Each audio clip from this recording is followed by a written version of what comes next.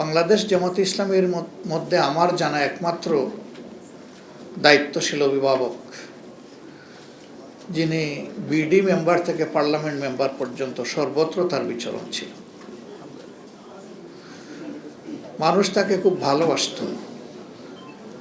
পাবনায় তিনি ছিলেন কারো দাদা, কারো চাচা, কারো পিতা, কারো মামা, কারো নানা। তার অনন্য বৈশিষ্ট্য ছিল তিনি শুধু নির্দিষ্ট ব্যক্তিকে নাম ধরে চিনতেন না, তার তিন পুরুষ সহ চিনতেন। আমার একটি ছোট্ট প্রতিষ্ঠান, পাবনার কিছু লোক, তাদের বাড়ি বসে ঈশ্বরদী, সদরে না, তারা ওই প্রতিষ্ঠানে নির্মাণ কাজে নিয়োজিত ছিলেন।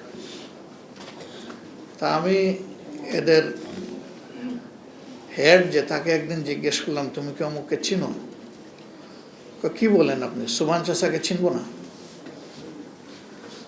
আমি জানতাম না তার বাড়ি ঈশ্বরদী, শুধু পাবনা জানতাম। বললাম, তোমার বাড়ি কি ওনার কাছে? কয় না, আমার বাড়ি ঈশ্বরদী। তুমি চিনো কিভাবে? বলে যে পাবনার মানুষও চিনে, পাবনার মাটিও তারে চিনে। একজন সাধারণ শ্রমিক, এটা ছিল তার অভিব্যক্তি। আমার তরুণ বয়সে একবার আমি ঢাকায় এসেছি, তখনও আমার কোনো সন্তান সন্ততি হয়নি। সাথে আমার স্ত্রীও এসেছেন। বাসায় শুধুমাত্র আমার একজন শ্যালক, সে ওখানে লেখাপড়া করতো সিলেটে। তো তিনি সফরে যাবেন, তার বিশ্রামের ঠিকানা করা হয়েছে আমার বাসায়।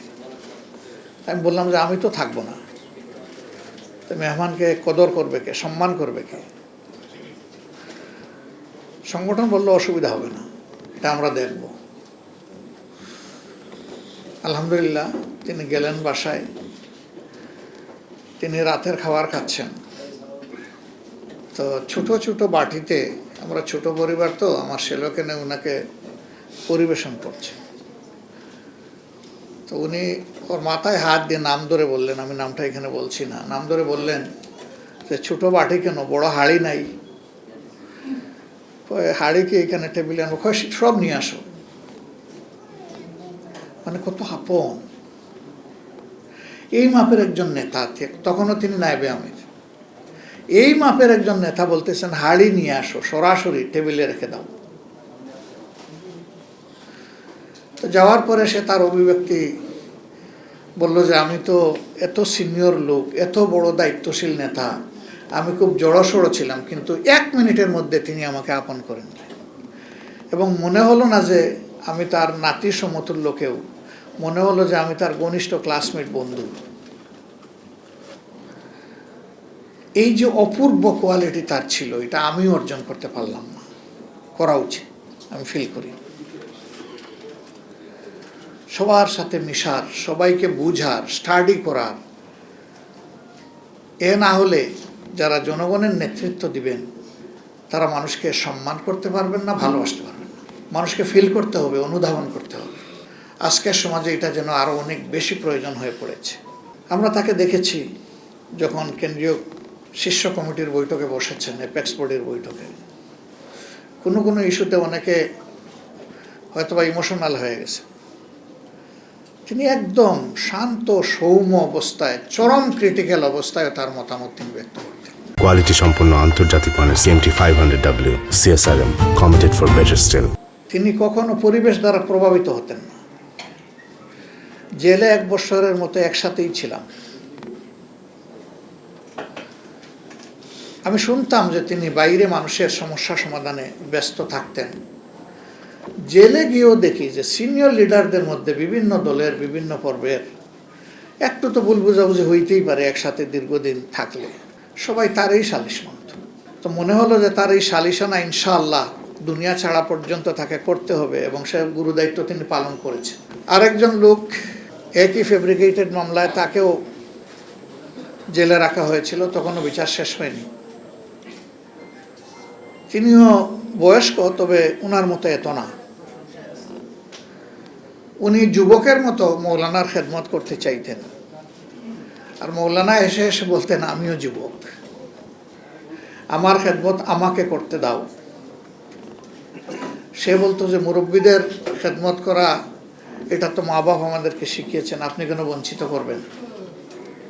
তখন তিনি ভাগ করে দিতেন যে এটা তুমি করবা আর এটা আমি করব, ঠিক আছে তোমার ওইটাতে বঞ্চিত করব না। যখন উভয়েরই ফার্সিক্যাল ট্রায়ালে মিসক্যারিয়েজ অফ জাস্টিস হয়ে গেল, তখন ওই লোকটি বলল যে মৌলানার সাথে আমাকে থাকতে দিন।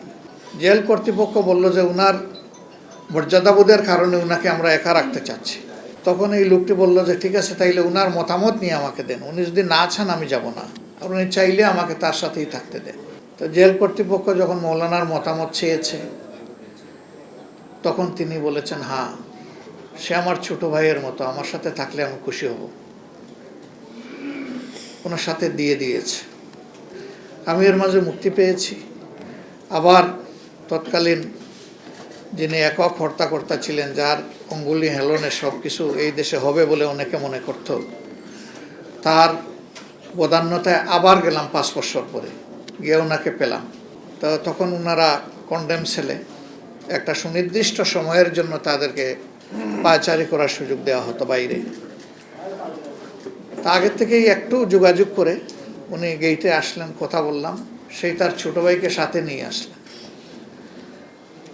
দুইজনের মধ্যে কোনো ভাবলেশ চিন্তা কিছুই আমি দেখলাম না, বিশেষ করে ওনার মধ্যে প্রশান্ত চিত্ত, কালবে সালিম। তার যে একটা ফাঁসির রায় হয়ে আছে, তিনি যে কন্ডেম সেলে আছেন, এই ব্যাপারে তার কোনো পরোয়া নেই।